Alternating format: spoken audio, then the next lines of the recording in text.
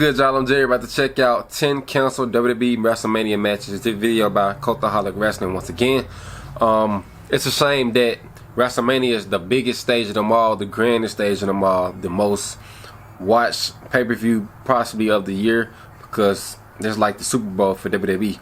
And when you have a match that's already written and already in the cards to be scheduled for WrestleMania, and somehow either your opponent gets hurt or you get hurt, and they gotta change the plans up a little bit, which also financially hurts the wrestlers, or financially hurts the wrestler's career moving forward. So we about to hop into this video and see what who Cultaholic Wrestling has on this list.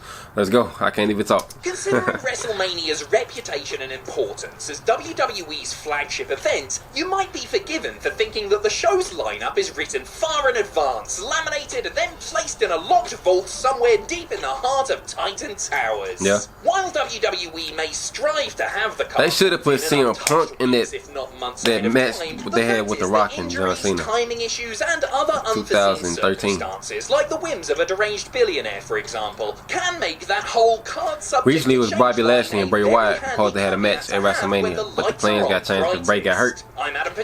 Bobby had to be inserted into the Andre the Giant Memorial Battle Royal.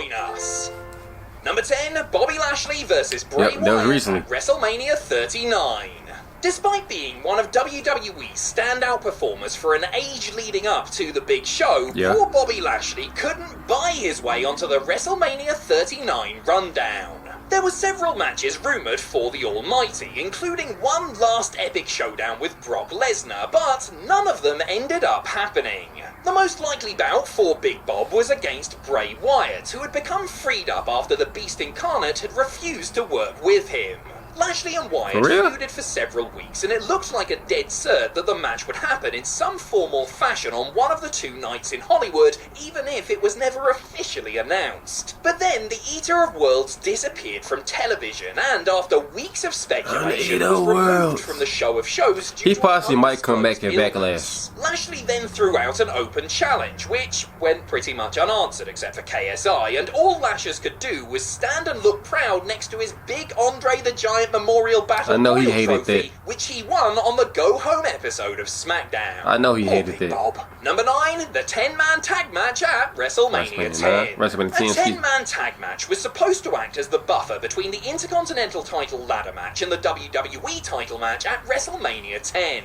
Mid-card Mania was set to run wild as the team of the Head Shrinkers, Jeff Jarrett, IRS and Rick Martel were booked against the Smoking Guns, Tatanka, 1-2-3 Kid, and good old Sparky Plug. Running low on time and needing as much as possible for Bret Hart and Yokozuna's headliner, WWE pulled the match at the last minute. The kayfabe reason given was that the heel squad couldn't decide on a team captain, which strikes me as suspect. In actuality, Shawn Michaels and Razor Ramon had went significantly over their allotted time, despite repeated pleas for them to wrap things up, according to Bob Holly's autobiography. You have to feel for the guys who got their WrestleMania moments and probably paychecks snatched away at the death, but the IC title ladder match is a genuine classic and made great use of its almost 19-minute runtime. WWE eventually put the 10-man tag match on 2 weeks later on Raw, and you know what? It was fine. Number 8, the British Bulldog versus the Berserker at WrestleMania 8. WrestleMania 8 was a test for WWE as they shaved an hour off the runtime, making the event a 3-hour rather than 4-hour spectacular. Midway through proceedings, backstage producers realised that something was going to have to be cut if they were going to get the show over the line on time. What happened? The Natural Disasters and Money Inc. were asked to shave some minutes off their bouts, but never did, leaving Vince McMahon to request that the British Bulldog and the Berserker truncate their contest to a paltry minute. Davey Boy Smith duly informed his boss that he didn't do 1-minute matches. Steve Kern, however, did do 1-minute matches and was more than happy to put Owen Hart over in a short contest right before the main event. WWE basically needed something to calm the crowd down before Hulk Hogan and Sid went out for their headliner, because Lord knows that pulses needed to be rested before that battle for the ages. In a rare example of WWE WWE acknowledging their own false advertisement, they actually apologised for the lack of Bulldog Berserker at the end of the Coliseum home video release. Sometimes, that's all we ask. Number 7, Bam Bam Bigelow versus Kamala at WrestleMania 9. A year after the world was cruelly deprived of a Bulldog and Berserker masterclass, WWE were forced to chop yet another Clash of the Titans from the biggest show of the year. WrestleMania 9 was supposed to see a super heavyweight scrap between Bam Bam Bigelow and Kamala, which would have served as the WWE pay-per-view swan song for the Ugandan Giant until it was nixed. For the longest time, it was just assumed that one or more of the bouts on the show had run long, forcing the match to be axed. However, as noted truth teller Bruce What's that guy's name? On his Something to Wrestle With podcast, the Beast from the East and his belly-painted dance partner were not included in the festivities due to the show's impromptu ending. Yes, according to Brother Love himself, WWE got rid of a whole advertised match because they needed to make sure that Hulk Hogan had enough time to pose with the WWE title after winning it from Yokozuna. Hogan must have requested that. Just when you think you have enough reasons to despise the ending he was so of egotistical WrestleMania 9 and back the self-serving actions of that balding hot dog skinned egomaniac, life throws another one right at Hogan you. had to be egotistical back then. He had to request that. WrestleMania 12. WrestleMania 12 was set up for Razor Ramon to avenge his shock loss from the 1996 Royal Rumble and recapture the IC title by beating Goldust in a Miami street fight. Which I presume is like a normal street fight, but with everyone wearing a pastel-coloured shirt. However, the bad guy was not comfortable working with the Bizarre One due to the strong overtones of the storyline. It wasn't that the man behind Ramon, Scott Hall, had a homophobic bone in his body, just that he was conscious of the residual effect it might have on his school-age children. Not only was Hall hesitant to work with Dustin's alter ego, but he was informed of a drug test failure and slapped with a 6-week suspension in the run-up to the granddaddy of them all, rendering the point moot anyway. Scott himself was sceptical of the timing, claiming that the test was already 6 weeks old by that point, and that he was suspended because he had pretty much let it be known that he was on his way back to WCW when his contract expired in a couple of months. Roddy Piper ended up taking his place in what became the Hollywood Backlot Brawl. Number 5, the Rhodes Scholars and the Bella Twins versus Tons of Funk and the Funkadactyls at WrestleMania 29. That match didn't happen? Built up for weeks on Raw and SmackDown, and then 86th at the 11th hour, this 8-person intergender tag was yet another victim of poor time management. Or was it? While the commonly held belief is that some other matches that match right there stole the show. CM Punk versus Undertaker, WrestleMania 29. One of the matches would-be participants has a different theory. Cody Rhodes is on record as saying that he thinks the match was never supposed to happen in the first place, and that its booking and cancellation was all done to serve as a storyline for the Total Divas reality show. So what, Cody? Are you saying the whole thing was only smoke and mirrors? Oh! The American Nightmare also noted that Vince McMahon personally told the Octet that they were going to have to do it on Raw the next night instead. Cody wasn't happy with it by any stretch and said that he would be more annoyed if it was all for Total Divas, since he would have at least liked to be let in on the secret in order to make a proper scene for the cameras. I see why he Earthquake versus Ludwig Borger at WrestleMania 10.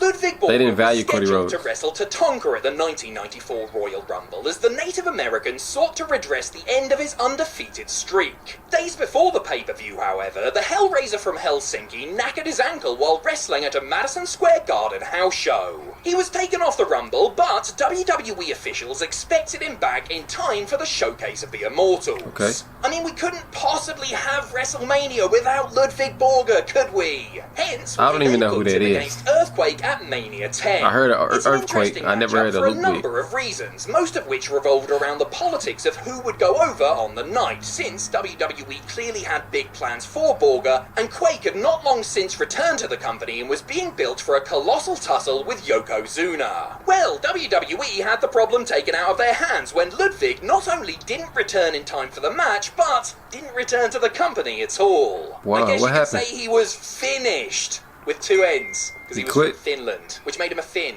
You get it? Anyway, Adam Bomb nabbed his spot and was trounced in 32 seconds. Damn. Number 3, Bret Hart versus Shawn Michaels at WrestleMania 13. In the main event of WrestleMania 12, Shawn Michaels realised his boyhood dream by beating Bret Hart to capture the WWE title for the first time, scoring the decisive Shawn Michaels had an ego too at that time. Their 1-hour Iron Man match. A year later, the Heartbreak Kid was due to defend his title against the Hitman in the main event of WrestleMania 13. Looking to avenge his previous loss, Hart would come back with a chip on his shoulder and make things more personal with Michaels by blasting him for not being a proper role model. According to Bret, he would regain the title, teeing up a third and final pay-per-view match between the pair at a later date. That was the plan anyway, before the showstopper put a stop to the show. How ironic. Citing lingering knee issues and a lost smile, HBK vacated the belt about a month before Mania, throwing the card into a state of flux. Making the best of the situation, WWE instead booked Turned out to be one of the best matches Austin, and they had possibly the best Mania match of all time. Shawn eventually found his smile, by the way, for those of you that were concerned. Number 2, Roman Reigns versus Goldberg at WrestleMania 36. I remember this. Roman had to back out because due to COVID. The WWE managed to put on WrestleMania issues, COVID restrictions. With the COVID-19 he had just had young kids at the house.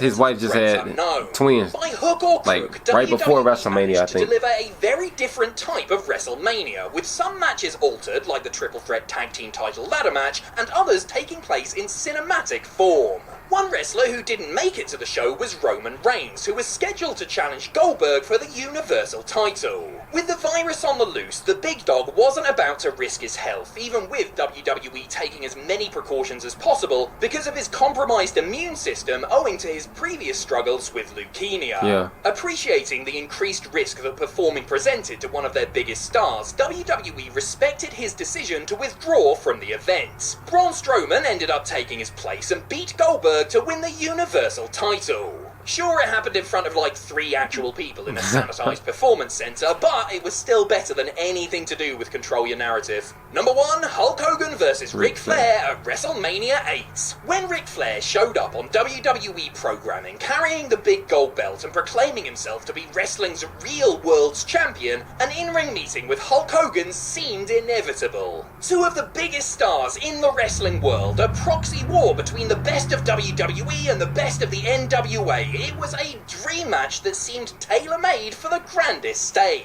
All indications were that it would go on last at WrestleMania 8, especially when the Nature Boy won the WWE title in the 1992 Royal Rumble at the expense of Hulkster. For whatever reason, and a bunch have been given, the match never made it to Mania, with WWE instead shuffling their deck to give us Flair versus Randy Savage, good, and Hulk Hogan versus Sid Justice, bad. Some have blamed Vince's cold feet on lukewarm attendance figures for Rick and Hulk's house show outings, while others have credited Hogan's desire to retire and go and make cinematic masterpieces like Mr. Nanny as the reason, meaning that he wouldn't be able to win the belt and then tour as champ. Whatever the case may be, by not booking the match, WWE left enough money on the table to pay for all of Flair and Hogan's future divorces 10 times over. Alright, y'all, great video, man. Let me know down below in the comments of what y'all thought about this video. Hit that like button, leave a comment, man. Hit the subscribe button. Until next time, I'm out. Peace.